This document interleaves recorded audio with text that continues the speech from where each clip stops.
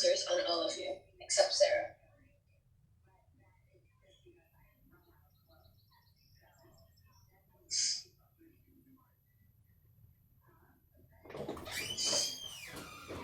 You look scary. Can you please not put that on? Hello, guys. All right. AJ and Rafi are there.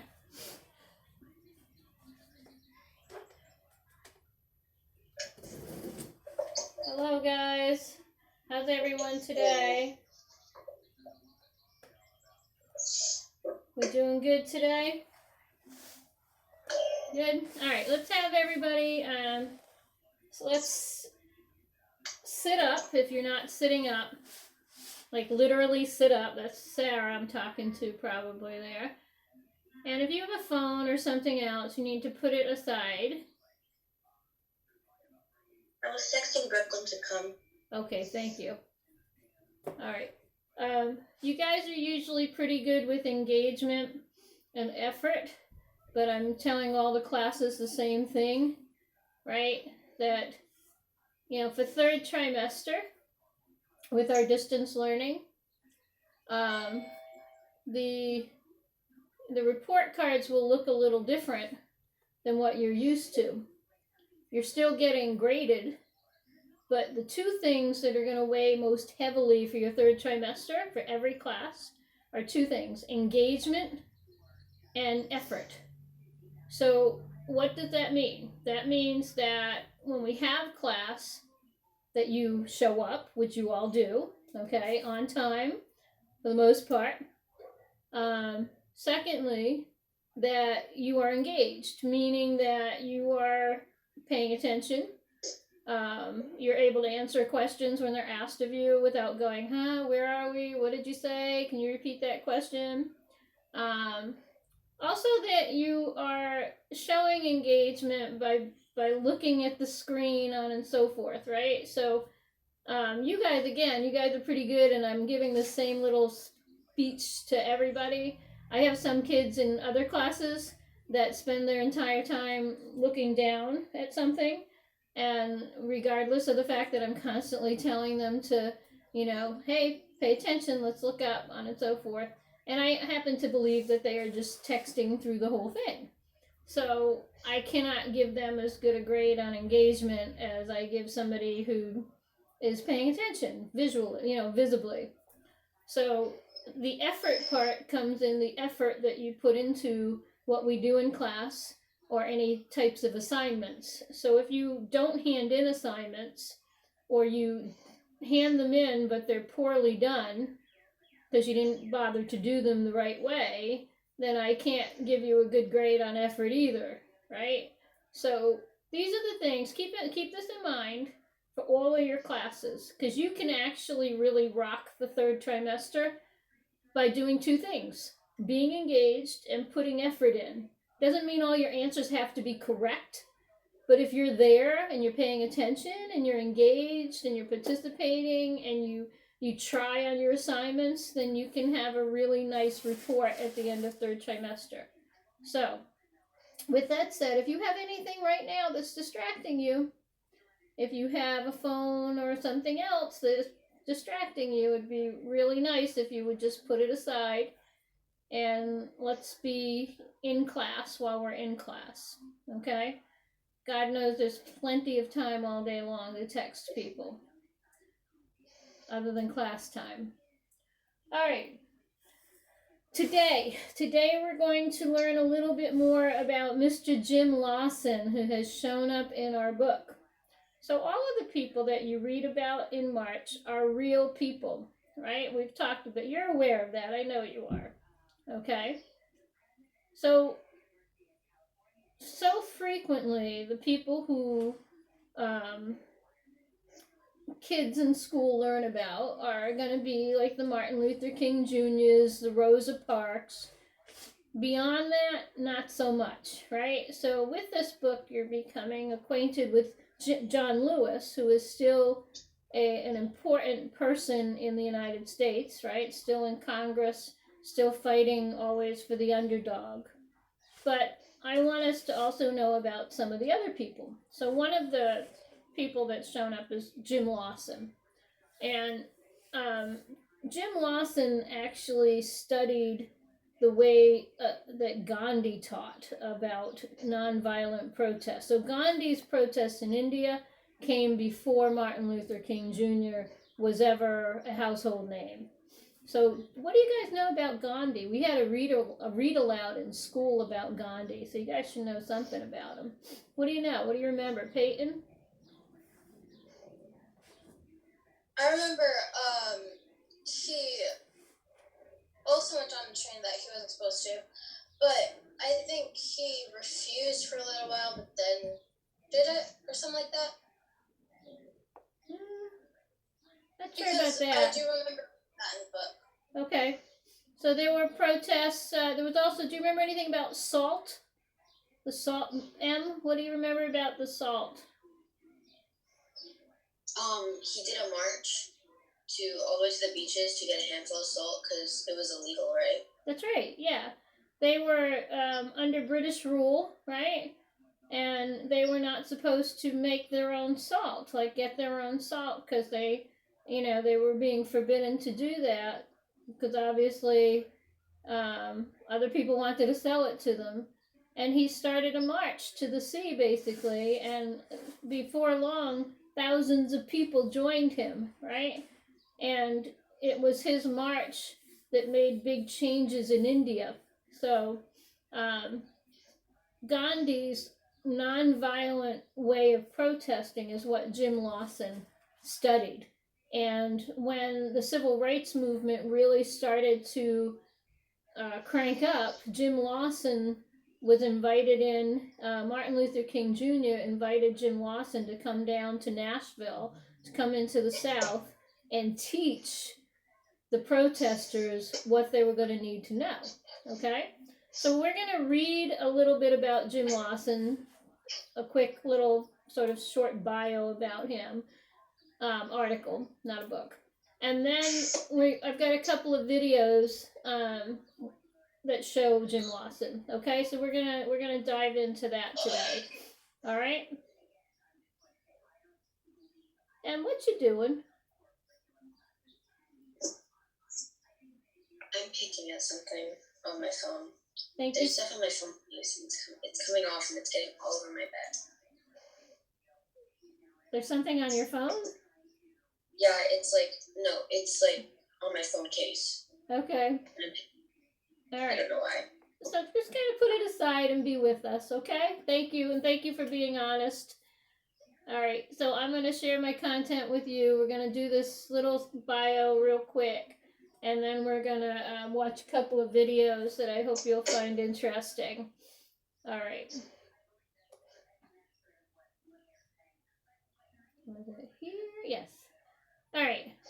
So you'll notice that this is from the Martin Luther King Jr. Research and Education Institute at Stanford University. Stanford University is a extremely well-regarded university. Okay, so this is James Lawson. That's a picture of him. He's got his hand outstretched. So that's the real James Lawson there. All right. I'll start, and I'll call on you guys. As a minister who trained many activists in nonviolent resistance, James Lawson made a critical contribution to the civil rights movement. Who's that? One moment, sorry. Oh gosh. Austin, super early. All right, he's not coming in now though. All right. In his 1968 speech, I've Been to the Mountaintop, Martin Luther King spoke of Lawson as one of the noble men who had influenced the Black freedom struggle. He's been going to jail for struggling. He's been kicked out of Vanderbilt University for this struggling, but he's still going on, fighting for the rights of his people. That's part of Martin Luther King Jr.'s speech. All right. So Somebody pick it. Let me see. Peyton, from the son of Philaine May Cover. The son of Philaine May Cover and James Morris Lawson. Senior. That's senior. Senior Lawson was born in Uniontown, Pennsylvania in 1928. He earned his A.B. from Baldwin Wallace College in 1951 and his S.T.B. from Boston University in 1960. A draft resistor, Lawson was imprisoned in 1951 for refusing to register with the armed forces. Following his parole from prison in 1952, he traveled to India and performed missionary work with the Methodists. While in India, he deepened his study of Gandhi's use of nonviolent change. In 1956, Lawson returned to the United States and resumed studies at Oberlin College's School of Theology. From 1956 to 1957 and Vanderbilt University from 1958 to 1960. Alright, so that's a loaded paragraph with all kinds of information. He's obviously a very educated man, right? We all paying attention? I'm looking. Okay. So obviously a very educated guy. It also says he was a draft resistor. What that means is, this was in 1951. This is when the Vietnam War was going on. Okay, so he, well, that might have been the Korean War actually. He decided to not sign up for the draft. That would have been the Korean War. Sorry. Where's Rafi? Are you there? I should see your video when I scroll by you. I should see you. Not sure where Rafi went. All right. So anyway, he decided it's against the law to not sign up if they say you have to sign up. So he decided that he would rather go to jail than go to war because it offended his principles. He was a religious person. He studied theology, which is the study of religion and God. Okay? So, and he went to India and also studied Gandhi's use of nonviolence. So we learned a lot in that paragraph about him, okay? All right, when Lawson met King in 1957, how about AJ?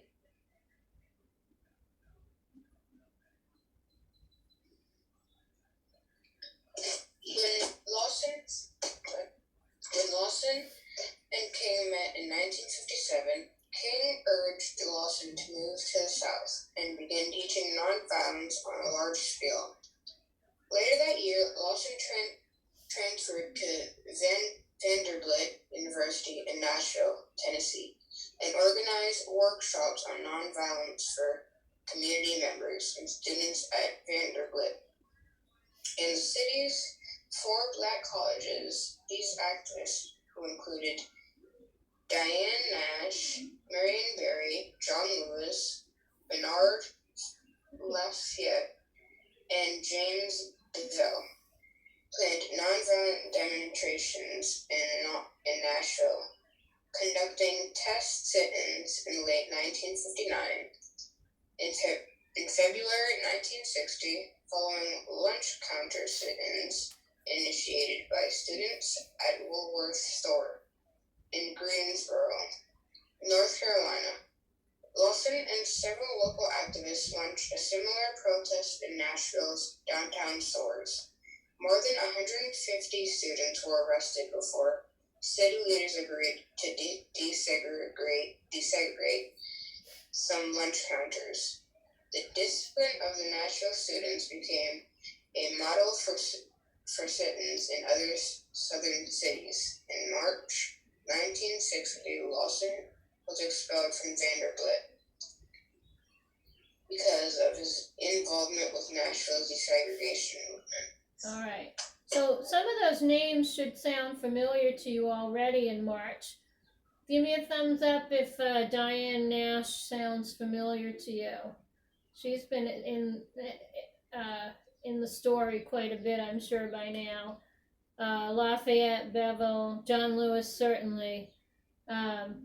And then, all right, so you can see too that Lawson was actually kicked out of Vanderbilt, of a college he was going to, because of his involvement in the desegregation movement. All right, Rafi, pick it up from there. Lawson and the Nashville student leaders.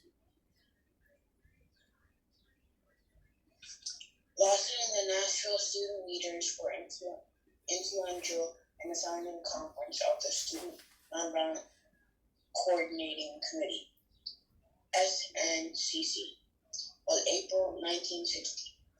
Their commitment to nonviolence and the Christian ideal of what Lawson called the redemptive community helped to shape SNCC's early direction. Lawson, 17 April 1960. Lawson co-authorized a statement Co-authored. of purpose of what? It's co-authored. Co-authored the statement of purpose adopted by the conference, which emphasized the religious and philosophical foundations of nonviolent dialogue action. All right. M. Lawson was involved with. With the fellow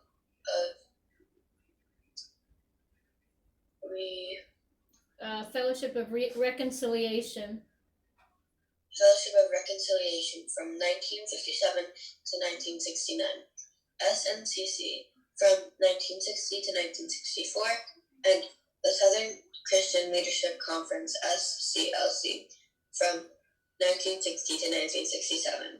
For each organization, he led workshops on nonviolent methods of protest, often in preparation for major campaigns. He also participated on the third wave of 1961 Freedom Rides. In 1968, at Lawson's request, King traveled to Memphis, Tennessee to draw attention to the flight of striking sanitation workers. That means like that's sanitation like the trash workers truck. in the city. It was during the campaign that King was assassinated on April 4th, 1968. Thank you. Lawson, do you want me to keep reading? Yeah, go ahead and finish it. Lawson continued to work with various civil rights movements. Following King's assassination in 1937, he became a board member of the SCLC and served as president of the Los Angeles chapter from 1979 to 1993. He was also the pastor of Holman United Methodist Church in Los Angeles from 1974 to 1999. Thank you. Yeah, so that's Methodist Church, United Methodist. That's just another denomination. It's like a Protestant Christian group. It's like Catholic, but it's a different group, right? It's not, it's a Protestant. Some Protestants are Baptists, some Protestants are Methodist, some Protestants are, a variety of other ones. All right. I want you to notice, I bet so far in March you've seen SNCC. Have you seen that? I think they called it SNCC, right? And then you may have seen the organization known as the Southern Christian Leadership Conference talked about. How about the Freedom Rides? Have we seen that yet? Depending on where you are in the book. All right, so that stuff will be coming up. Pay attention because you'll see that talked about in March. All right, now I'm going to share with you, now that we know a little bit about him and have seen a picture of him, I'm going to share a little bit of video about him. This one is sort of an overview type video, and the second one is just an interesting conversation he had about talking to the Little Rock Nine. Do you guys know who the Little Rock Nine are? No, those were the 9 students who integrated the schools of Little Rock, Arkansas. They were getting rocks thrown at them, on and so forth. Does that ring any bells? A little bit, maybe? You had to be pretty brave, okay? Like when Brown versus the Board of Education happened in 1954, and the federal government said public schools had to integrate. The first students who walked through those doors were not welcomed with open arms. So they had to be quite brave to do that. Anyway, let's watch this video. We're going to spend a lot of time learning about all of this. I'd like to make sure that everybody is actually paying attention, right? You're all with us. Just like in the classroom, I tell you, videos are visual. So try to pay attention with your eyes and your ears. That's James Lawson too. He's just older there, 2015. Oh, it's going to let me go full screen.